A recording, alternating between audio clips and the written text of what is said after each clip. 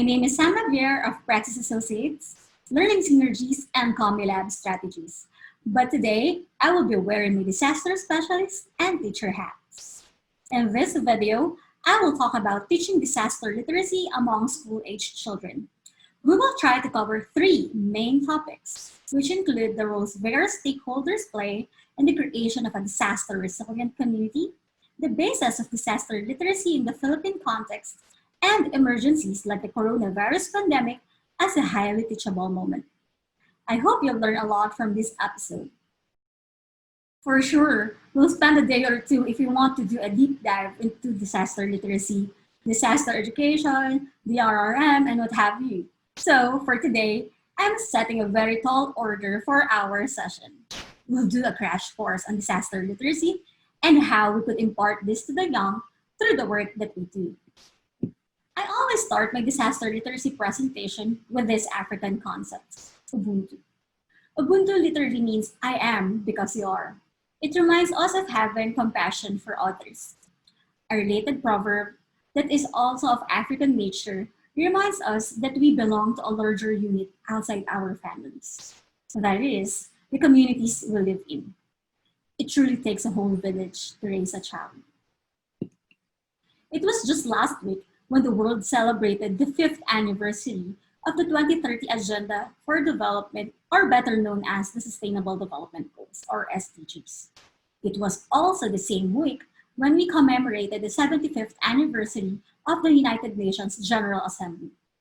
Just remember that 75 years ago, the world was just rising from the wrath World War II created in various regions of the world.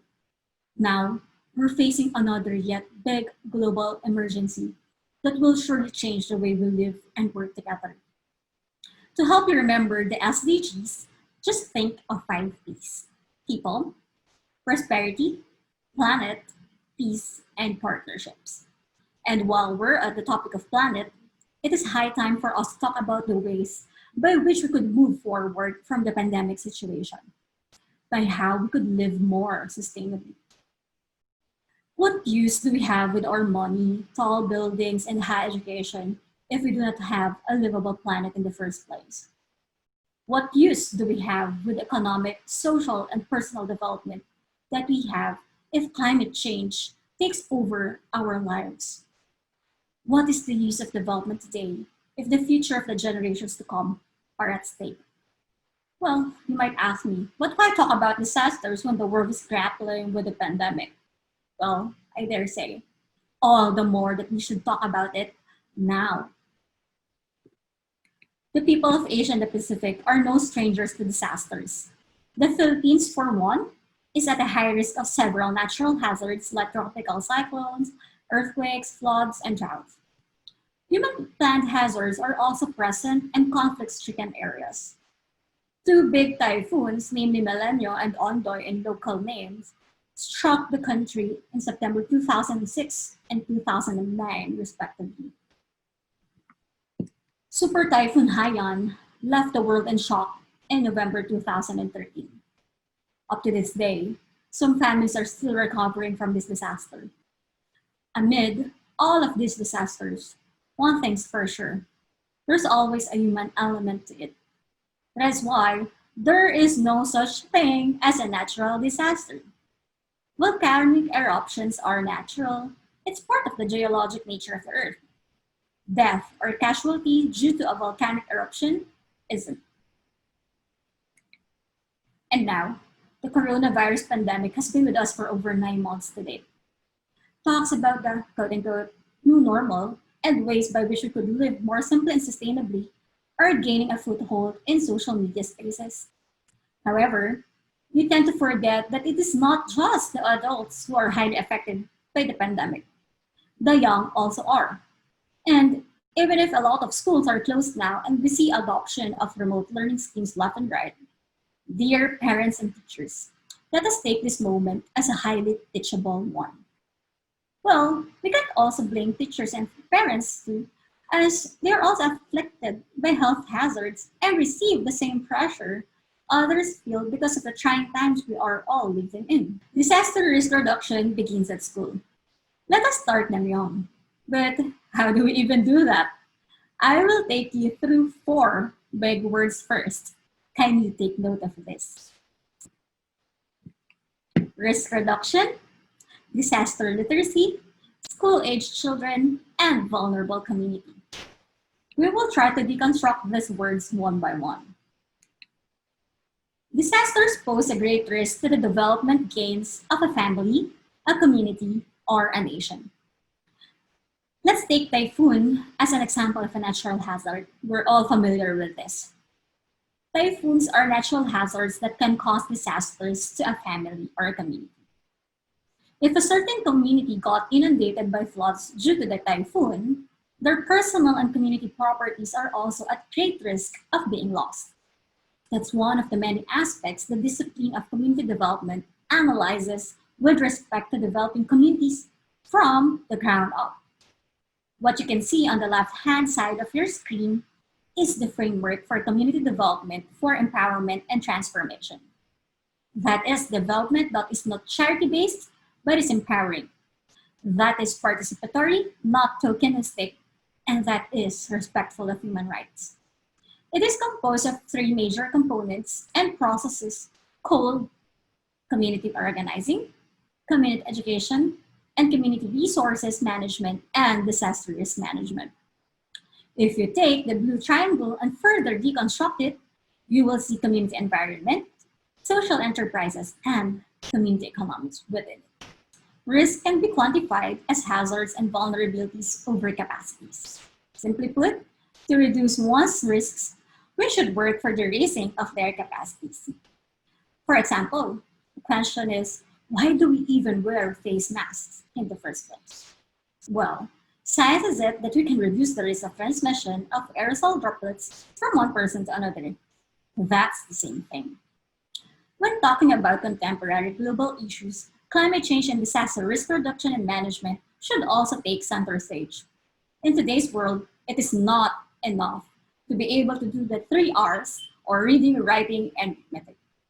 One should be able to have several literacies under their belt, be it computer literacy, technology literacy, cultural literacy, and now I'm including disaster literacy in that long list. The five pillars of UNESCO's Education for Sustainable Development, or ESD, calls for the development of skills and competencies out of the core subjects being taught to learners and for integrating sustainability themes into the curriculum. And this must not come just from the natural sciences, but from all subjects. Sports and disasters, music and disasters, why not? We can integrate those lessons into our daily lesson plans, right? In terms of disaster literacy for the 21st century, the five pillars of education, learning to know, learning to do, learning to live together, learning to be, and learning to transform oneself and society, tells us that the child must be aware of the disaster risk reduction management, or DRRM, must have the necessary competencies for protecting themselves, especially in times of emergencies, must be sensitive to the needs of their peers and immediate community members in pursuit of harmony and peace, be able to progress into adulthood by having access to quality education, and be critical of their role in the development of their community amid climate change towards sustainable development. Disaster literacy's formal definition came from the health context. It was defined as the ability to read, understand, and use information to make informed decisions and follow instructions in the context of mitigating, preparing, responding, and recovering from a disaster. I dare say that disaster literacy should also be considered a functional literacy, just like how we measure the Filipino adults' functional literacy in terms of media and numeracy skills. We can tell that a person is media literate if they know how to engage with the media. We can tell if a person knows basic arithmetic if they can perform simple operations without the use of calculators. Why are we not measuring children's disaster literacy?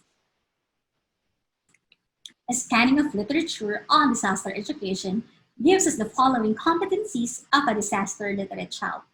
A child's disaster literacy level may be measured in terms of three learning components, namely knowledge, attitudes, and practices.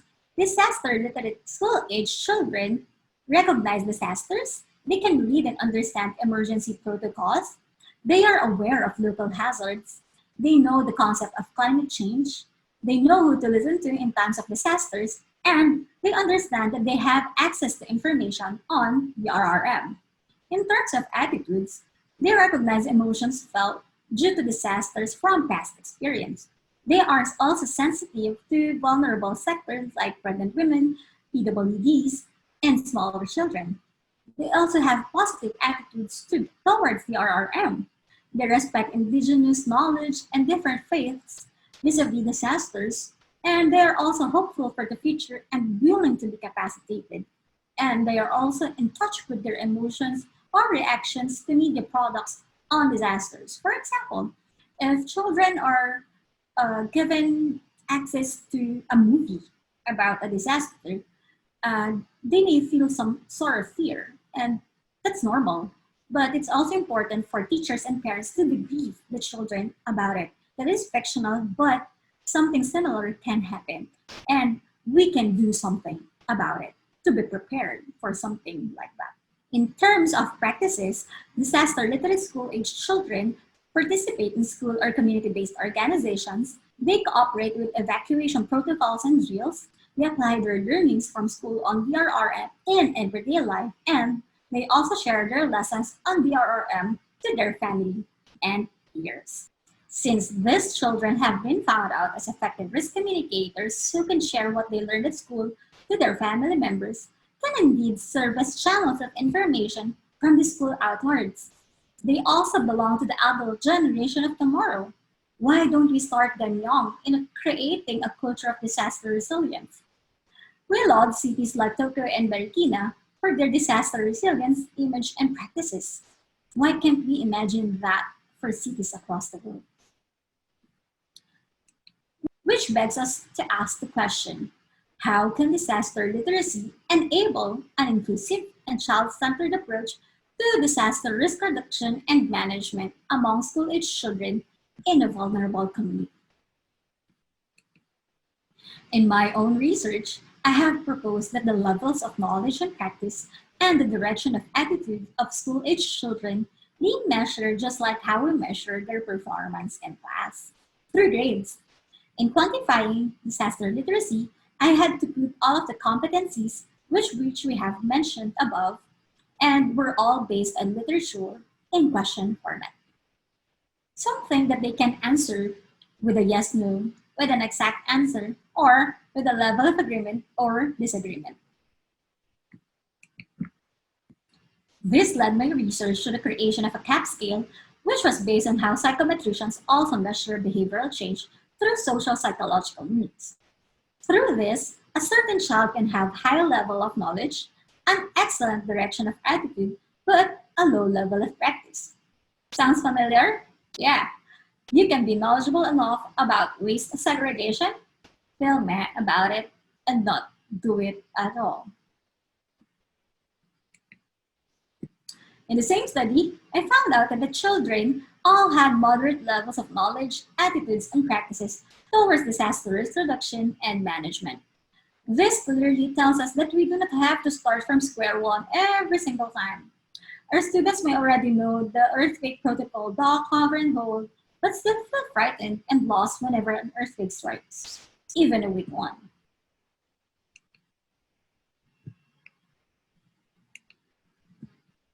It also calls for all stakeholders to have all hands on deck.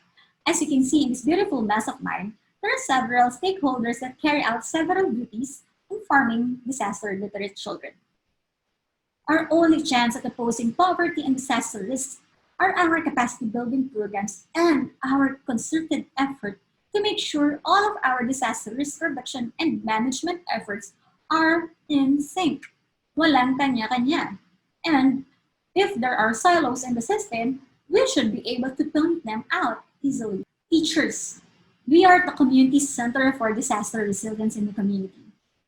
Parents, you are the supporters of this mission. Listen to your children too.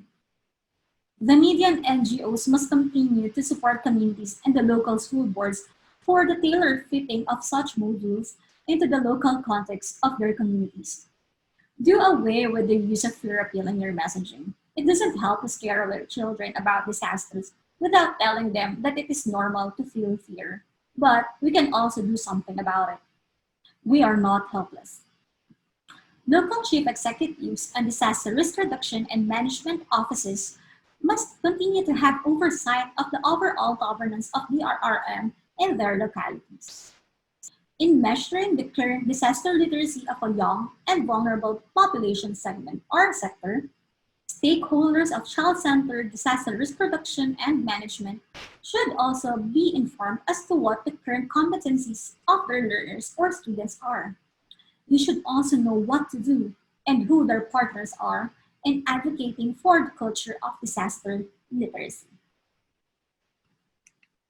If you are interested in reading full thesis where this talk was based upon, kindly visit prx.ph/disasterlit paper or connect with us through Facebook, Twitter, Instagram, or LinkedIn. Just look for our handle at PracticePH. Continue supporting our learning and teaching webinar series. Subscribe to our channel and watch the other lessons and chapters in our series. Take care!